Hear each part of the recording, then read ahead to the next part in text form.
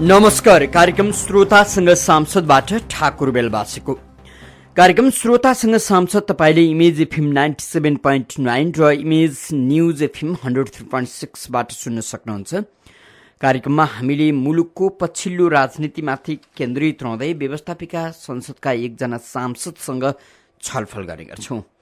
आज हामीले काठमाडौँ क्षेत्र नम्बर 2 का कांग्रेस सांसद दीपक कुइकेललाई आमन्त्रण गरेका छौं। दीपक कुइकेलसँगको छलफलमा तपाई पनि सहभागी हुन चाहनुहुन्छ भने हाम्रो स्टुडियोको टेलिफोन नम्बर 40065626 मा फोन गर्न सक्नुहुन्छ।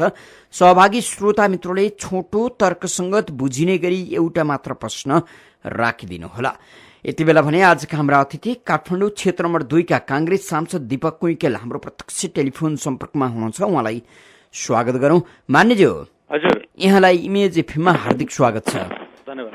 अब गत 15 गते 9औं गणतन्त्र दिवस मनाउनु भएको छ। हजुर, गणतन्त्रको सन्दर्भमा मुलुकका मुख्य मुख्य पदमा रहेका व्यक्तिहरूलाई विभूषित पनि गर्नुभएको छ, पुरस्कृत पनि गर्नुभएको छ। कांग्रेसका पूर्व सभापति स्वर्गीय सुशील कोइराला पनि पुरस्कृत हुनुभएको छ। गणतन्त्र संस्थागत हुँदैछ भनेर बुझ्नु पर्यो, होइन? हजुर, क्रमिक रूपमा यसरी मुख्य सचिव, पूर्व प्रधानमन्त्रीहरू, सुरक्षा निकायका प्रमुखहरूले मान पदवी पाएपछि गणतन्त्रका नाममा, गणतन्त्र दिवसका नाममा पुरस्कृत भएपछि त गणतन्त्र क्रमिक रूपमा बलियो हुँदैछ भनेर बुझ्नु पर्यो। होइन, उहाँहरूले विभूषित हुँदैमा होइन, जनता सचेत हुँदै जनता किसिम अधिकार हामीले हिजो माथिमा रहेको राजतन्त्र हिजो माथि अधिकार थियो, त्यो अधिकारलाई जनताको तहसम्म पुर्याइएको छ। त्यही त हिजो जस्तो अब प्रजातन्त्र दिवस पारेर अथवा यस्तै के दिवस पारेर दरबार निकटस्थ मान्छेहरू, त्यति बेलाका प्रधानमन्त्रीहरू अथवा जसले दरबारको चाकरी गर्थे उनीहरूले पुरस्कार पाउँथे, त्यो तपाईहरूलाई असह्य हुन्थ्यो। अहिले चाहिँ त्यसलाई तोड्दै गणतन्त्रलाई बलियो बनाउन प्रधान सेनापति, अब प्रहरीका प्रमुख, मुलुकका मुख्य सचिव, अब पार्टीका शक्तिशाली नेताहरूलाई विभूषित गरेपछि त गणतन्त्र पहिल्यै भन्दा बलियो भयो र शासन सत्ता नागरिकको तहमा आयो र गणतन्त्रको अनुहार पनि झल्क्यो। यसरी बुझ्नु पर्यो। ठाकुरजीले अघि नै भनिहालेँ, हिजो हामीले ठुलो परिवर्तन ल्याएका छौँ। हिजो राजामा रहेको र जनतामा भनेर दोहोरो ढङ्गबाट बुझिएको सार्वभौमिकता अहिले पूर्ण रूपमा जनतामा हामीले पुर्याएका छौँ र जनतामा गएको अवस्था छ। अब अहिले अब त्यो चिज तर हाम्रो सोचमा, हाम्रो कार्यशैलीमा त्यो ढङ्गबाट परिवर्तन ल्याउन सकिरहेका छैनौँ। जुन सोच, जुन ढङ्गबाट हामीले ठुलो परिवर्तन ल्यायौँ, अधिकार सबै जनतामा निहित गरेका छौँ, सार्वसत्ता अधिकार जनतामा निहित छ र हामीले के सम्बन्धी सर्वशक्तिमान जनतालाई बनाएका छौँ। तर हाम्रो काम गर्ने शैली, सोच र त्यो दृष्टिकोणहरू त्यो ढङ्गबाट विकास भइरहेका छैनन् र त्यो ढङ्गबाट विकास गर्ने क्रममा हामी सदैव सबै सञ्चार मिडिया र हामी सबै राजनीतिक कर्मीहरू त्यो ढङ्गबाट जनतालाई सचेत गराउँदै कार्यरत रहेका, कार्यपालिकामा रहेका, काम गर्न रहेका जुन संयन्त्रहरू छन्, ती संयन्त्रहरूलाई त्यहाँतिर डाइभर्ट गर्नुपर्ने अवस्था रहेको छ। उनीहरूको सोचमा, उनीहरूको कार्यशैलीमा हिजो किन उनीहरू त्यसैमा हुर्के, हिजो उनीहरू पञ्चायत, त्यसपछि संवैधानिक राजतन्त्र हुँदै उनीहरू गणतन्त्रमा आएका हुन्। हाम्रो त्यो संरचना, जुन प्रशासनिक संरचना भन्नुहोस् अथवा अरू संरचना भन्नुहोस् अथवा हामीहरूको अहिलेसम्मको सोच भन्नुहोस्, त्यो ढङ्गबाट अगाडि बढेको थियो। जनताले ठुलो परिवर्तन ल्याइसकेको छ, तर त्यसतिर डाइभर्ट गर्न हामीले सकिरहेका छैनौँ र अब क्रमिक रूपमा त्यसलाई डाइभर्ट गरेर हामी लिएर जानुपर्ने अवस्था छ। कतियौं गणतन्त्र दिवस मनाउँदा तपाईँले अब हामी अथवा हाम्रा नेताहरू, हाम्रा संयन्त्रहरू सुध्रिए, गणतन्त्रले खोज्ने चरित्र हामीसँग छ भन्न पाउनुहोला? होइन, क्रमिक रूपमा के छ भनेदेखि मैले अघि नै भने, क्रमिक रूपमा त्यो एकै रातमा, एकै दिनमा एउटै निर्णयले त्यो हुने अवस्था होइन। 8 वर्षसम्म चाहिँ रौँ जति पनि परिवर्तन भएन देखिएन, अब कतिौँ लाग्ला भन्ने कुरो नि। होइन, आफ्नो रौँ नै परिवर्तन भएन भन्ने कुरो होइन। जसरी अहिले म तपाईँको बिचमा कुरा राखिरहेको छु, हरेक राजनीतिक कर्मीहरूले जुन स्कुलिङबाट हिजो आउनुभएको थियो, जुन उहाँहरूको अध्ययन अनुसन्धान र जुन ढङ्गबाट मानिसहरू विकास भएर आएका थिए, अब त्यसलाई तपाईँको रातारात एउटा निर्णयबाट सबै चिज फर्किन्छ भन्ने अवस्था होइन। तर त्योतिर गएको छ कि छैन भन्ने कुरोहरू महत्त्वपूर्ण कुरा हो। अहिले जुन ढङ्गबाट मिडियाहरू स्ट्रङ भएको छ, तपाईँले यसरी प्रश्न राखिराख्नु भएको छ, त्यो नै एउटा ठुलो उपलब्धिको रूपमा र हिजोको दिनमा यो प्रश्न गर्ने ठाउँ पनि थिएन हिजोको रूपमा। आज त के छ भनेदेखि तपाईँ भनिराख्नु भएको छ नि, कहिलेसम्म हुन्छ यो त, कहिलेसम्म यो परिवर्तन जसरी राखिराख्नु भएको छ नि, त्यसैलाई पनि उपलब्धिको रूपमा हामीले लिनुपर्छ। र मलाई लाग्छ जनता बिस्तार सचेत हुँदै गइसकेपछि, होइन गणतन्त्र भनेको त यो हाम्रो अधिकारको कुरो रहेछ, यसमा जानु। त्यसले गर्दाखेरि हिजो जो मान पदवी पाउनुभएको छ, ठिक छ, उहाँहरूले पनि के छ भनेदेखि त्यसलाई उहाँहरूलाई प्रेरणा दिनका लागि त्यो मान पदवी दिएको ढङ्गबाट हामीले बुझ्नुपर्छ। के छ भनेदेखि अब होइन है, हिजोको जस्तो अब जनतामा आधारित भएर तपाईँहरूले काम गर्नुपर्छ। त्यो माथिल्लो तहमा रहेका सेनापति हुन् अथवा सेना होस् अथवा मुख्य सचिव हुन् अथवा सचिवहरू हुन् अथवा राजनीतिक नेतृत्वहरू हो, हिजोको दिनमा माथिल्लो तहमा गएर माथिल्लोलाई रिजाएर पुग्थ्यो। अब त्यो होइन है, अब तलतिर रिजाउनेतिर लाग्नुपर्छ भनेर पनि त्यो ढङ्गबाट पनि बुझ्नुपर्छ। उहाँहरूलाई गणतन्त्रको जुन पदक हिजो लिएको थियो, त्यसले गर्दाखेरि त्यो ढङ्गबाट पनि हामीले बुझाउन सक्नुपर्छ। अब गणतन्त्र दिवस सँगसँगै बजेट सार्वजनिक भएको छ, यसलाई पनि उपलब्धि मान्ने हो कि अहिलेसम्मकै ठुलो बजेट यो 9औं गणतन्त्र सम्पन्न गरेसँगै दिवस मनाएसँगै ठुलो आकारको बजेट पनि आएको छ, यो पनि एउटा उपलब्धि हो भन्ने कि? हजुर, यसो होइन, अब यो बजेटको त के छ भनेदेखि ठुलो आकार बजेट आएको छ, होइन। अब यो बजेट ठुलो आकारको ल्याउनु हुन्थ्यो हुँदैन थियो, त्यसको बहस चलिरहेको छ। निश्चित रूपमा हामी लोकतन्त्र र गणतन्त्र भइसकेपछि अब जिम्मेवारी पनि हुनुपर्छ, हामी अनुशासित नै हुनुपर्छ, जिम्मेवारी पनि हुनुपर्छ। अबको हिजोको दिनमा मैले अघि नै भने, हिजोको दिनमा राजतन्त्रले सार्वभौमसत्ता सम्पन्न राजाको र जनतामा सार्वभौमसत्ता थियो। अब सार्वभौमसत्ता जनतामा छ, त्यसको प्रयोग जनप्रतिनिधिहरू मार्फत कार्यकारीले गरिरहेको अवस्था छ। अब त्यसले गर्दा ऊ जिम्मेवार हुनुपर्छ। अब के छ भनेदेखि जनतालाई हिजोको जस्तै गरी झुक्क्याएर अथवा हिजो जस्तै गरी हामीले यत्रो ठुलो आकारको बजेट ल्यायौँ, तिमीहरूलाई सबै कुरो दियौँ भन्ने त्यो दिन सक्ने सामर्थ्य हामीमा छ कि छैन, त्यस ढङ्गबाट आर्थिक अनुशासनमा हामी रहनुपर्छ कि पर्दैन, त्यो ढङ्गबाट बजेट आउनुपर्छ। र अब अहिले के छ भनेदेखि कतिपय विषयवस्तुहरू लोक कल्याणकारी, हामी संविधानमा लोक कल्याणकारी राज्यको कल्पना गरेका छौँ, समाजवाद उन्मुख मुलुकको कल्पना गरेका छौँ। त्यसले गर्दाखेरि जनतामा बजेट जानुपर्छ, तल्लो तहसम्म बजेट जानुपर्छ, यसमा कुनै दुईमत छैन। त्यसलाई हामीले के छ भनेदेखि जुनसुकै सरकार आए पनि लोक कल्याणकारी राज्यको परिकल्पना गर्छ र त्यसलाई जनताको लागि उसले गर्नुपर्छ। तर अब आर्थिक अनुशासनभित्र रहेर भयो कि भएन, महत्त्वपूर्ण प्रश्न त्यो छ। अहिलेको के छ भने जुन बजेट आएको छ त्यो चाहिँ के छ भनेदेखि चुनावलाई मध्यनजर राखेर चुनावी ढङ्गबाट, चुनावको घोषणापत्रको ढङ्गबाट त्यो बजेट आएको छ। यो चाहिँ एमाले नेतृत्वको सरकारले प्रस्तुत गरेका कारण तपाईँलाई त्यस्तो लाग्यो त होइन नि? होइन, किनभने बजेटको सिद्धान्तका आधारमा रहेर तपाईँले यो आलोचना गर्दै हुनुहुन्छ कि होइन? मैले अघि तपाईँलाई भने नि, मैले के छ भनेदेखि लोक कल्याणकारी राज्यको परिकल्पना संविधानले गरेको छ। त्यो ढङ्गबाट हेर्दाखेरि जनतालाई सेवा सुविधा दिने, जनताको सामाजिक सुरक्षाको ग्यारेन्टी गर्ने, होइन, स्वास्थ्य बिमादेखि लिएर यहाँ सबै कुराहरू गर्नुपर्छ भन्ने मान्यतामा नेपाली कङ्ग्रेस पनि रहेको छ। र उनीहरूले अहिले ल्याएको, एमालेको सरकारले ल्याएको त्यो चिजहरूलाई हामीले के छ भनेदेखि स्वागत पनि गर्नुपर्छ। तर त्यो ल्याइरहँदाखेरि कुन रेन्जमा ल्याउनु पर्थ्यो, कति ल्याउनु पर्थ्यो, त्यो भन्ने कुरो चाहिँ विशुद्ध कार्यकारी अधिकार क्षेत्रको भित्रको कुरा हो। र उसरी ल्याइरहँदाखेरि आर्थिक अनुशासन कतै उल्लङ्घन भयो कि भन्ने कुरा हो। अब 6 खरब रुपियाँ को यो साधारण खर्च छ, जबकि 5 खरब रुपियाँ अहिले राजस्व उठ्ने अनुमान गरिएको छ, जुन प्रोजेक्सन गरिएको छ। अहिले चालु अब 4 खरब 500 रुपियाँ उठेको छ। त्यसले गर्दा 1.5 खरब रुपियाँ कम पैसा देखिन्छ, राजस्व उठेकै पैसा। सम्पूर्ण राजस्वको रकमहरू साधारण खर्च मात्रै खर्च गरेर भोलिको दिनमा विकास निर्माणको खर्चहरूमा चाहिँ पूर्ण रूपमा विदेशी अनुदान र ऋणमा भर पर्दाखेरि विदेशी अनुदान ल्याउनका लागि नेपाल सरकारले राख्नुपर्ने पैसा पनि नपाएको जुन सिर्जना हुन सक्ने सम्भावना छ। त्यसलाई चाहिँ यसले के छ भनेदेखि अहिलेको बजेट नजरअन्दाज गरेको देखिन्छ। अब राम्रो काम जुन गएको कुरा हो त्यसलाई त हामीले विरोध, तर कुन रेन्जमा जानु पर्थ्यो, कसरी जानु पर्थ्यो भन्ने विशुद्ध कुरा चाहिँ त्यो प्राविधिक विषय हो। त्यो कुरालाई चाहिँ कार्यकारिणीले कतै आफ्नो यो सबै चिज मैले गरेको छु भने देखाउनलाई गर्दाखेरि भोलिको रूपमा आर्थिक अनुशासन उल्लङ्घन भएर आर्थिक उशृङ्खलता आउने हो कि यसरी राजनीतिमा अराजकता भएसँगै आर्थिक रूपमा अराजकता भयो भने हामीले देखेका छौँ कतिपय मुलुकहरूमा पाउरोटी र पैसाको सँगसँगै राख्दाखेरि पैसाको बिटो र पाउरोटीको बिटो हेर्दाखेरि पाउरोटीको बिटो कम भएका अनुभवहरू पनि हामीले हिजोका दिनमा धेरै मुलुकहरूमा देखेका छौँ। त्यसले गर्दा आर्थिक अनुशासन उल्लङ्घन कतै भएको छ कि भन्ने किसिमको गम्भीर कुराहरू हामीले त्यो उठाइरहेका छौँ। त्यो एमाले सरकारको बजेट ल्याउँदैमा अथवा त्यो उसले ल्याउँदैमा भन्ने कुरोहरू होइन।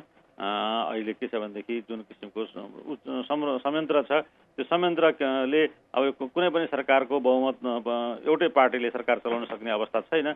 भोलिको दिनमा एउटा घटकले यदि सरकारबाट हट्ने बित्तिकै अर्को सरकार बन्ने अवस्था छ यो देशमा। त्यसले गर्दाखेरि यसको अत्यन्त जिम्मेवारी ढङ्गबाट जुनसुकै पार्टी पनि, त्यो काङ्ग्रेस होस् अथवा एमाले होस् अथवा माओवादी होस् अथवा अरू पार्टीहरू हुन्, उनीहरू जिम्मेवारी ढङ्गबाट जनताको के छ भनेदेखि जनताको आकाङ्क्षाहरूलाई मात्रै ठुलो गर्ने होइन कि त्यसलाई अनुशासित ढङ्गबाट पनि अगाडि मान्यज्यू, हामीसँग कोही श्रोता हुनुहुन्छ प्रश्नका लागि, उहाँलाई स्वागत गर्छु। को बोल्दै हुनुहुन्छ? म रामचन्द्र घिमिरे। भन्नुहोस् त।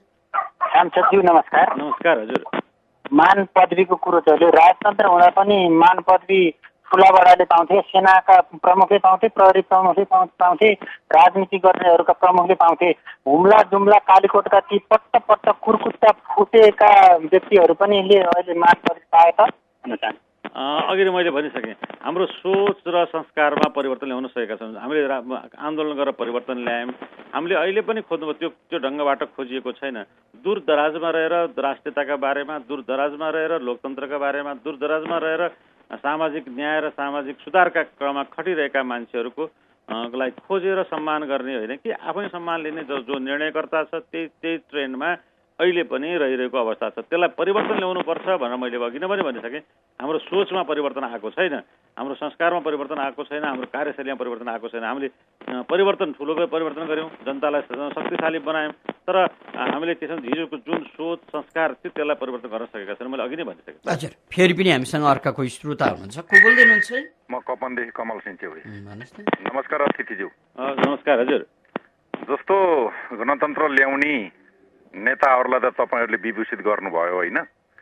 त्यो गणतन्त्र ल्याउनमा चाहिँ प्राण उत्सर्ग गर्ने चाहिँ ती शहीदहरूका चाहिँ परिवार, शहीदहरूलाई चाहिँ त्यस्तो विभूषित गर्नुभयो कि भनेर। अर्को कुरो, अहिले एउटा बजेट आएको छ, एउटा जनपक्षीय बजेट, र त्यसमा चाहिँ अब एमाले ल्याएको हो र एमालेलाई सहयोग गर्नु हुँदैन भन्ने तपाईँहरूको भावना र विचार छ कि अब जसले ल्याए नि अब जनपक्षीय ल्याएको छ, हामी चाहिँ यसलाई चाहिँ जसरी होस् सबै दल मिलेर चाहिँ यसलाई कार्यान्वयन गर्ने पक्षमा तपाईँहरू हुनुहुन्छ कि हुनुहुन्न? नेपाली जनतालाई स्पष्ट पारिदिनुहोस्। मानिज्यू, यसमा अलिकति थपौँ। हुन त अब यो गणतन्त्र दिवस मनाइरहँदा मान पदवी वितरण गर्ने ठेक्का यति बेला एमाले र माओवादीले, अहिलेको माओवादी केन्द्रले लिएका छन्। तथापि तपाईँहरू प्रमुख प्रतिपक्षी दल भएका कारण फेरि पनि तपाईँहरूसँग यो प्रश्न ठोकिन्छ। हिजो आन्दोलन दबाउनका लागि जसले मुख्य भूमिका खेलेका थिए ती व्यक्तिहरूलाई त तपाईँहरू मिलेर पदमा पुर्याउनु भएकै छ। हिजो जनआन्दोलन दबाउनलाई तिमीले ठुलो भूमिका खेलेका थियौ र गणतन्त्र आयो भन्ने जसरी अहिले मान पदवी पनि वितरण गरियो। यसमा तपाईँहरूको दलको हात कति रह्यो रहेन यो वर्ष भिन्न कुरा हो। फेरि पनि नागरिकले तपाईँहरूसँग पनि औँला ठडाउँछन् भन्ने हो। कमलजीको यो प्रश्न त्यसरी पनि हेर्नुपर्छ, तपाईँले जवाफ दिनुहोस्। हजुर, मैले अघि नै भनिसकेँ, हाम्रो सोच र संस्कारमा परिवर्तन भएको छैन। त्यो परिवर्तन हुनुपर्छ। त्यो चाहिँ काङ्ग्रेसमा पनि जरुरी होला। सबैमा जरुरी छ। मैले भने यसमा कुनै पार्टीलाई दोष लगाउन चाहदिनँ। यद्यपि अहिले सरकार एमाले र माओवादी केन्द्र राप्रपाहरू मिलेर गएको छ। यद्यपि आन्दोलन दबाउने व्यक्ति नै अहिलेको ठुलो प्रधानमन्त्री हुनुहुन्छ। अब यो तर्फमा जान, राजनीतिक कुरातर्फमा जान चाहदिनँ। अब त्यही आधारमा जनआन्दोलन दबाउनेहरूलाई पुरस्कृत भयो त्यो पनि म भन्न चाहदिनँ। तर हामीले सोचमा परिवर्तन ल्याउन सकेका छैनौँ, कार्यशैलीमा परिवर्तन ल्याउन सकेका छैनौँ। त्यो चिजमा चाहिँ ल्याउनुपर्छ भन्ने मान्यता म राख्दछु। एउटा नेपाली कङ्ग्रेसको कार्यकर्ताको नाताले, एउटा सांसद जनप्रतिनिधिको नाताले पनि त्यो परिवर्तन गर्नुपर्छ भन्ने मान्यता म मान्छु। र अर्को रह्यो बजेटको कुरामा मैले अघि नै भने लोक कल्याणकारी राज्यको परिकल्पना संविधानले गरेको छ। समतामूलक समाजवादतर्फ उन्मुख देश भनेर कल्पना गरेको छ। त्यसले गर्दा जनतामा गएको पैसाको बारेमा तल्लो तहसम्म गएको बजेटको बारेमा कुनै विमति राख्नुपर्ने कुनै कारण छैन र नेपाली कांग्रेसले त्यसलाई कार्यान्वयनका लागि जोडदार साथ त्यसलाई सहयोग गर्छ। एउटा व्यक्ति नाताले र एउटा कांग्रेसको कार्यकर्ता नाताले तपाईहरुलाई म विश्वास गरौँ कांग्रेस यो कार्यान्वयनको लागि अत्यन्त जोड बलका साथ लाग्छ। तर अब कार्यक्रम त्यो भन्दै गर्दाखेरि जुन किसिमको आर्थिक अनुशासन आर्थिक पक्षलाई चाहिँ हेरिएन कि त्यो के छ भनेदेखि राष्ट्रिय योजना आयोगले भनेको थियो 9 खरब 9 अरबको बजेट ल्याउनुपर्छ भनेको थियो। अहिले 10 खरब 50 अरबको बजेट आयो। उसले भनेको योजना आयोग पनि अहिले के छ भनेदेखि कसको नेतृत्वमा छ मैले भनिराख्न पर्दैन तपाईहरुलाई। र आफ्नै योजना आयोगले एउटा सिलिङ तोकेको हुन्छ, एउटा अनुशासन यो देशको सबै सर्वेक्षण गरेर यतिसम्म हामी बजेट वृद्धि गर्दाखेरि देशले धान्न सक्छ भनेको हुन्छ। तर त्योभन्दा धेरै बढी बजेट ल्याइएको छ। लगभग 1 खरब 40 अरब बढी बजेट ल्याइएको छ। त्यसले गर्दा त्यो ठुलो अनुपातको बजेट 14% वृद्धि त्यसरी गरिएको छ।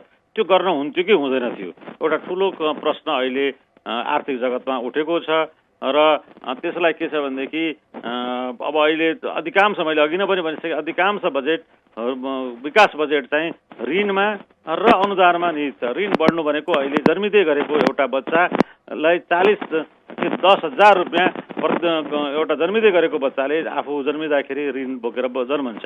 त्यसले गर्दा भोलिको दिनमा जुन आर्थिक अनुशासन उल्लङ्घन भएर जान्छ र राज्यले धान्न नसक्ने अवस्था सिर्जना भइसकेपछि मैले अघि नै भने पाउरोटी र पैसाको बिटोसँगै राखेर विभिन्न मुलुकहरूमा पाउरोटी किन्न गएको हामीले अनुभव हामीले देखेका छौँ। कतै त्यतातिर देश जान्छ कि त्यो कुरोलाई हामीले त्यसरी सजग गराउन मात्रै खोजिरहेका हौँ। यही कुरा म राख्न चाहन्छु।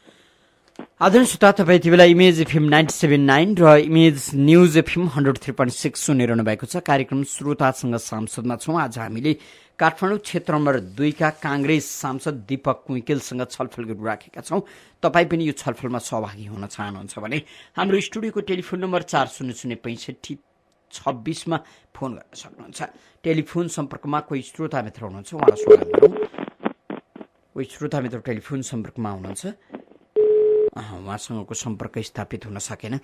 अब बजेटले मुलुकलाई आर्थिक रूपमा झन अधोगतितर्फ लाँदैछ भन्ने आकलन कांग्रेसले गरिराखेको छ।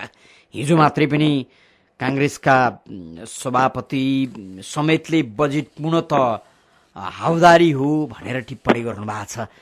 कार्यान्वयन कसरी होला? कार्यान्वयन गराउने जिम्मेवारी त कम्तीमा तपाईहरुको पनि होला। तपाईहरु सरकारमा जान हतारिनु भएको छ। आफै पूर्ण हावदारी भनेर उपमा दिएको बजेटलाई भोलि कार्यान्वयन गर्नु पर्यो भने कस्तो स्थिति सिर्जना होला? म कार्यान्वयन गर्न सक्ने र कार्यान्वयन हुनेहरूलाई हामी कार्यान्वयनमा जान्छौँ। जस्तै हावादारी कुराहरू, जस्तै कि महेन्द्रको पालामा पनि यो पानी जहाजको उसको कुराहरू थियो। त्यो चिज जस्तै बन्दरगाहहरू लिजमा लिएर कलकत्ता बन्दरगाह चलाइरहेको अवस्था, त्यो बन्दरगाहको त्यो भाडा तिर्ने अवस्थै सकेन राज्यले। अहिले एउटा प्लेन चलाउन सकिरहेको छैन र यही बजेटमा के छ भनेदेखि निजी क्षेत्रको साझेदारीमा यो रणनीतिक साझेदारी खोजेर हामी वायु सेवा निगमलाई अगाडि बढाउँछौँ भनेर यही सरकारले ल्याएको छ। र अर्को कुरा सँगसँगै के छ भने पानी जहाज नेपालको झन्डा राखेर हामी पानी जहाज चलाउँछौँ भनेर भनिरहेको छ। त्यो अहिलेको आधुनिक संसारमा त्यो चिज गर्न राज्यले पर्छ पर्दैन, राज्यले गर्ने हो कि होइन, त्यत्रो पैसा खर्च गर्न हुन्छ कि हुँदैन, यस्ता विषयवस्तुहरू छन्। हेर्नुहोस्, त्यसले गर्दाखेरि कतिपय हावादारी कुराहरू के छ भने संसारमा हो सबै चिज हामी पानी जहाज एउटा मात्रै किन, पानी जहाज 100औं पानी जहाज 1000औं पानी जहाज किन्न सक्यो भने भयो नि त। तर त्यो हाम्रो क्षमता हो कि होइन, हामीले गर्नुपर्ने अहिले हाम्रो लक्ष्य त्यहाँतिर हो कि होइन, प्रमुख कुरो त्यो। संसारमा के छ भनेदेखि सबै चिज आफ्नो होस्, हामी मङ्गल ग्रहमा हामीले रकेट पठाउन सक्यो भने राम्रो नि त। अब त्यो भनेर के छ मङ्गल ग्रहमा रकेट पठाउने भनेर बजेटमा राख्ने, बजेट भाषण गर्ने, त्यो त होइन। त्यसले गर्दा हावादारी कुराहरू के छ भनेदेखि हाम्रो अहिलेको वस्तुस्थिति के हो, हामी कुन ठाउँमा छौँ, हाम्रो जनताहरूले के खोजिरहेको छ। अहिले भूकम्प गएको जनताले 2टा बर्खा पालमा बिताउनु परेको छ। भूकम्प गएको जनताले जुन पीडित छन् तिनीहरूलाई हामी राहत दिन सकेका छैनौँ। उनीहरूको घरसम्म जाने बाटो बनाउन सकेका छैनौँ। उनीहरूको उनीहरूलाई खानेपानीको हामीले व्यवस्था गर्न सकेका छौँ। कति मूलहरू सुकिरहेका छन्, त्यो पानीको व्यवस्था गर्न सकेका छैनौँ। हामीले छाना उसलाई जनतालाई के छ भनेदेखि एउटा बस्नका लागि आवास दिन सकेका छैनौँ। यस्तो देशले, यस्तो हाम्रो आर्थिक अवस्था रहेको र यो ढङ्गबाट हामी अगाडि बढिरहेको उसले हावादारी कुराहरू गरेर जनतालाई के छ भनेदेखि यो दिग्भ्रमित गराउन र हामीले के छ त्यो कुराहरू चाहिँ गलत कुराहरू हुन् भन्ने मलाई लाग्छ। हामीसँग कोही श्रोता मित्र हुनुहुन्छ, प्रश्नका लागि उहाँलाई स्वागत गरौँ। को बोल्दै हुनुहुन्छ? हजुर नमस्कार हजुर, म बनेपाबाट मानराज रेग्मी। नमस्कार हजुर। हामी सचिव जय नेपाल। जय नेपाल हजुर। मैले यो अस्ति चाहिँ नै यो बजेट भाषण आउने दिन सुजाता कोइरालासँग अन्तर्वार्ता, यही लोकप्रिय एफएमले चाहिँ सुजाता कोइरालासँग अन्तर्वार्ता लिइरहेको थियो होइन हजुर। उहाँले चाहिँ केपी ओलीले राम्रो कामको थालनी गर्नु भएको छ। यो चाहिँ मतलब रेल ल्याउने कुरो, अब तपाईँको जहाज किन्ने कुरोहरू, अब यो जस्तै चाहिँ मतलब पेट्रोल खाने निकाल्ने कुरोहरू, यो यति राम्रा कुराहरू ल्याएको छ।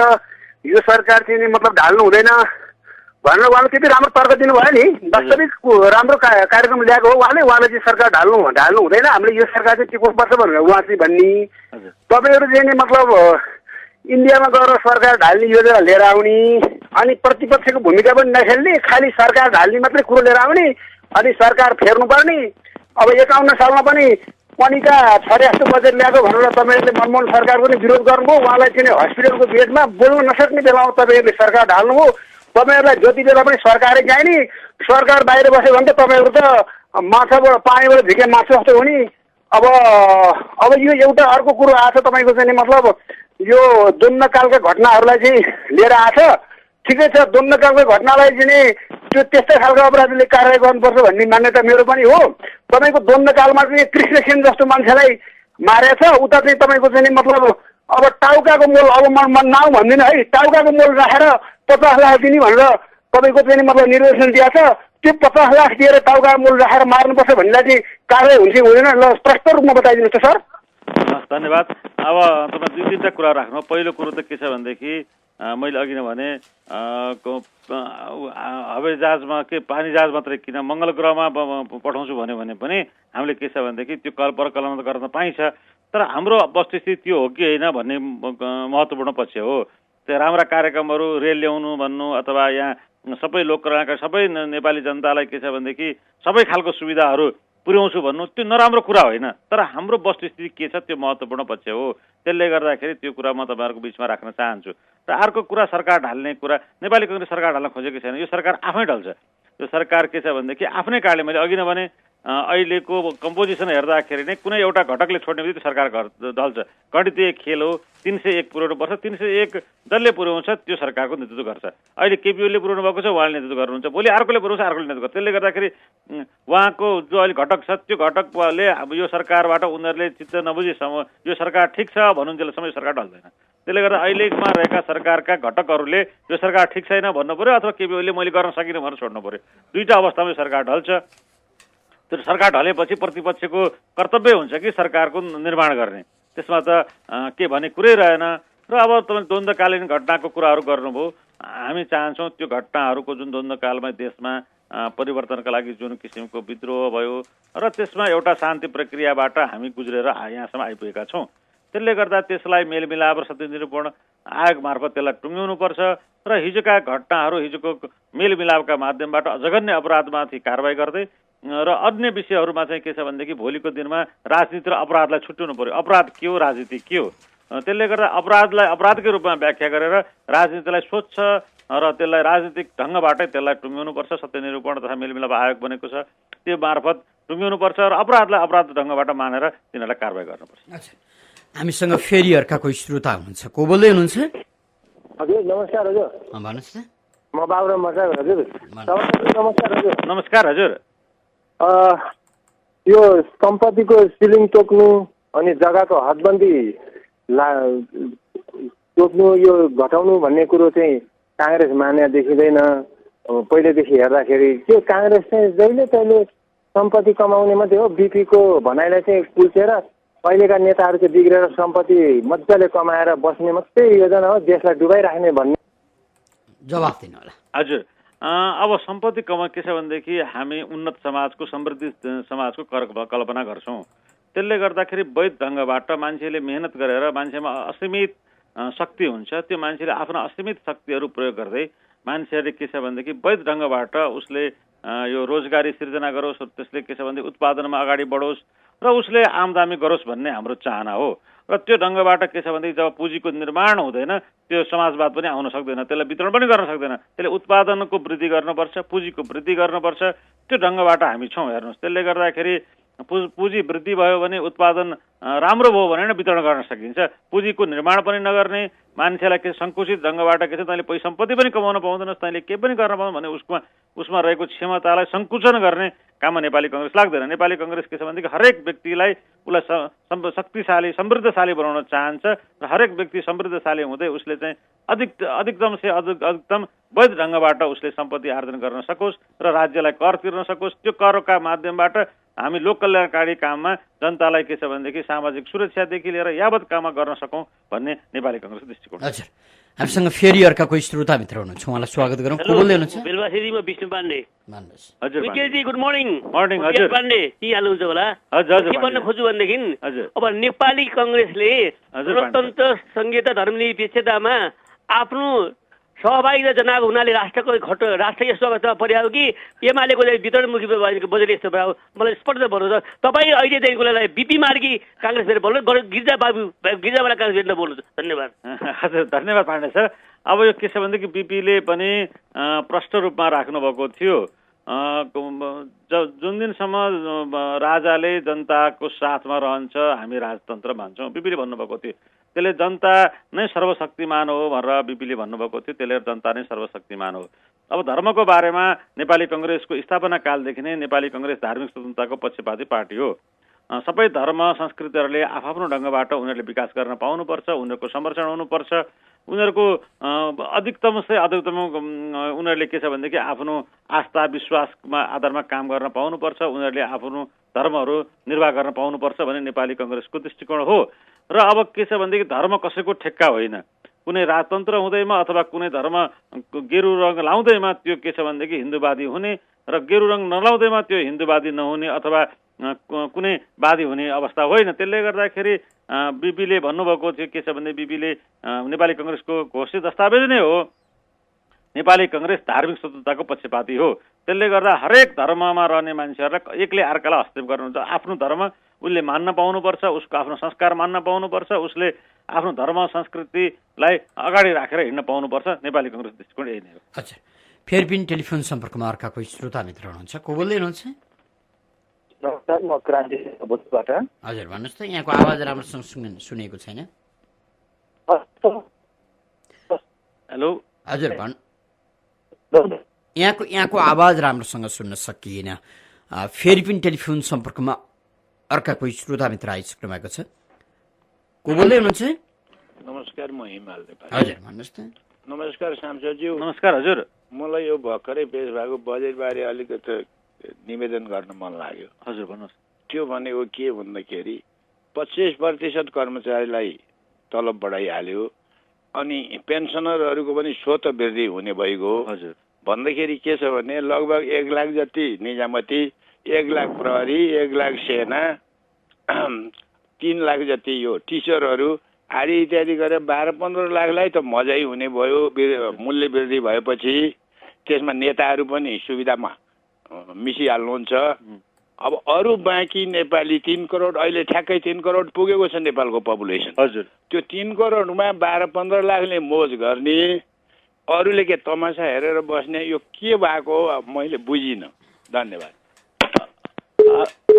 जवाफ दिनु होला। हजुर, अब मैले अघि नै भनिसकेँ यो के छ भनेदेखि आर्थिक अनुशासनमा रहेको रहेन। निजी क्षेत्रलाई यसले प्रवर्तन गर्न सक्ने अवस्था रहेन। निश्चित रूपमा अघि नै मैले भने कर्मचारीको तलब बढेको छ, उहाँहरूलाई धन्यवाद दिन चाहन्छौँ। हामी गाउँमा पैसा गएको छ, त्यसलाई सामाजिक सुरक्षा भत्ता बढेको छ, त्यसलाई हामीले के छ भनेदेखि विरोध गर्ने कुरो रहेन। तर मैले अघि नै भने आर्थिक अनुशासनभित्र रहेकै रहेन। त्यो निजी क्षेत्रले धान्न सक्ने अवस्थामा अगाडि बढ्न सक्यो कि सकेन भन्दाखेरि त्यो सकेको छैन। तपाईँको कुरा म सहमत छु। आम नेपाली जनताले त्यसलाई धान्न सक्छ सक्दैन भन्दाखेरि त्यसले चाहिँ जनतामा अझ के छ भनेदेखि महँगीको वृद्धि हुने, जनतामा आर्थिक उशृङ्खलता अगाडि बढ्ने सम्भावना प्रबल छ। त्यसले गर्दाखेरि नै हामीले टिप्पणी गरेको हौँ। त्यो एमाले बजेट ल्यायो भनेर टिप्पणी गरेको अवस्था होइन। हामीले त्यो ढङ्गबाट निजी क्षेत्रमा पर्न सक्ने प्रभाव आम नेपाली जनतामा पर्न सक्ने प्रभावलाई ख्याल नगरिकन यो बजेट ल्याइयो। एउटा के छ भनेदेखि प्रोपोगन्डाका लागि सब चिज हामीले गरेका छौँ भनेर ल्याउँदाखेरि आम जनतालाई चाहिँ समस्या हुन्छ कि भन्ने हाम्रो धारणा हो। फेरि पनि अर्का कोही श्रोता हुनुहुन्छ, प्रश्नका लागि उहाँलाई स्वागत गरौँ। को बोल्दै हुनुहुन्छ? म निशान बस्नेत सामाखुसीबाट। तपाईँ नमस्कार सांसद। नमस्कार हजुर निशानजी। तपाईँहरूले 9 वर्षसम्म दिन 2 गुडा रात 4 गुडा लोकतन्त्र गणतन्त्रको खिल्ली उडाइरहनु भएको छ। नैतिकता रहन्थ्यो त त्यसको वकालत गर्न छोड्नुहुन्थ्यो होला तपाईँहरूले। अर्को कुरा, मेरो प्रश्न चाहिँ शनिबार बिहानको कान्तिपुरमा डाक्टर शेखर कोइरालाको लेख असफल सरकार पढेको थिएँ होइन। हजुर। उहाँले जनताले धर्मको बारेमा दिएको सुझावलाई समेत व्यवस्था गरियो भन्नुभएको छ। हजुर। बाँकी धर्म बाहेक संविधान जारी गर्नुभन्दा अगाडि जनताले दिएको सुझावहरूको कङ्ग्रेसले कसरी सम्बोधन गर्छ? स्पष्टवाद। हजुर धन्यवाद। अब यो के छ भनेदेखि निश्चित रूपमा हो खिल्ली उडाउनेहरूले खिल्ली उडाएको अवस्था पनि छ र त्यसलाई के छ भनेदेखि राम्रो ढङ्गबाट लिएर जानेहरूले राम्रो ढङ्गबाट लिएर गएको पनि छ। मैले अघि नैदेखि भनिरहेको छु, हामीले जुन परिवर्तन गरेका छौँ त्यो परिवर्तन अनुसारको व्यवहार हामीले गर्न सकिरहेका छैनौँ, भइरहेको अवस्था छैन। त्यसलाई त्यो व्यवहार परिवर्तन अनुसारको व्यवहार राजनीतिक कर्मी, समाजकर्मी र ब्युरोक्रेटहरूदेखि लिएर सबै संयन्त्रले जुन परिवर्तन गरेका छौँ त्यो परिवर्तनको व्यवहार अनुसार हिँड्नुपर्छ भन्ने मान्यता मैले सुरुदेखि राख्दै आएको छु। अहिले तपाईँ मार्फत पनि त्यो कुरो राख्न चाहन्छु।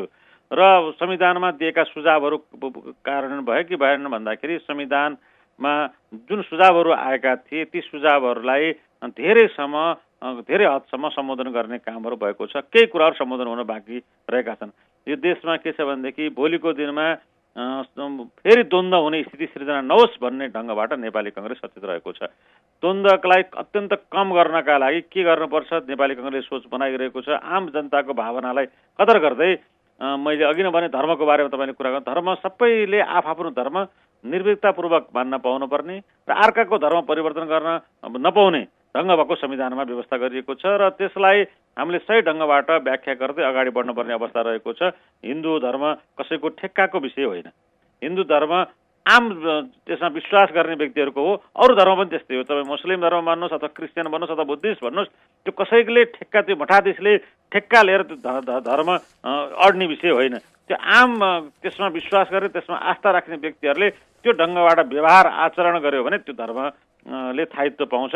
त्यही ढङ्गबाट नेपाली कङ्ग्रेस अगाडि बढिरहेको छ। फेरि पनि अर्का कोही श्रोता मित्र हुनुहुन्छ टेलिफोन सम्पर्कमा, उहाँलाई स्वागत गरौँ। को बोल्दै हुनुहुन्छ? हजुर, म क्रान्ति शेर्पा भोजपुरबाट। हजुर भन्नुहोस्। म के भन्न चाहन्छु भने अहिलेसम्म जुनसुकै सरकार आए तापनि जति बजेट सूचन एकदम चाहिँ अब पहुँचवाला र चाहिँ विकसित ठाउँमा मात्रै भएको छ होइन। अहिलेसम्म भोजपुर जिल्लामा कुनै सडक पनि छैन, बिजुली पनि छैन, सञ्चार पनि छैन। यसले यति ठुलो चाहिँ बजेट छुट्यो तर हाम्रो जिल्लामा 1 रुपियाँ पनि बजेट छुटेन। अब यसको लागि काङ्ग्रेसले के गर्नुहुन्छ? काङ्ग्रेसले नि जुनसुकै कुरा पनि तपाईँको नारा मात्रै भन्ने होइन, त्यसको लागि के भन्नुहुन्छ?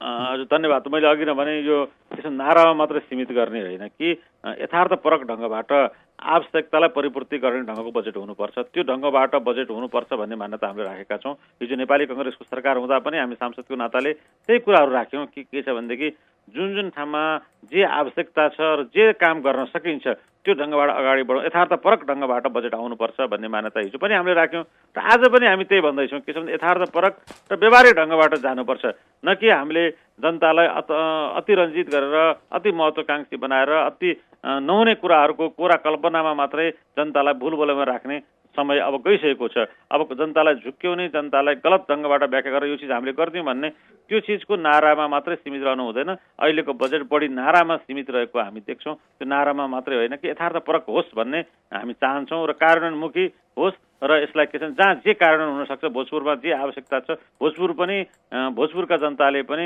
काठमाडौँ जनताले केही सुविधा पाइरहँदाखेरि भोजपुरको जनताले पनि केही सुविधा पाइरहनुपर्छ भन्ने मान्यता हामी राख्छौँ।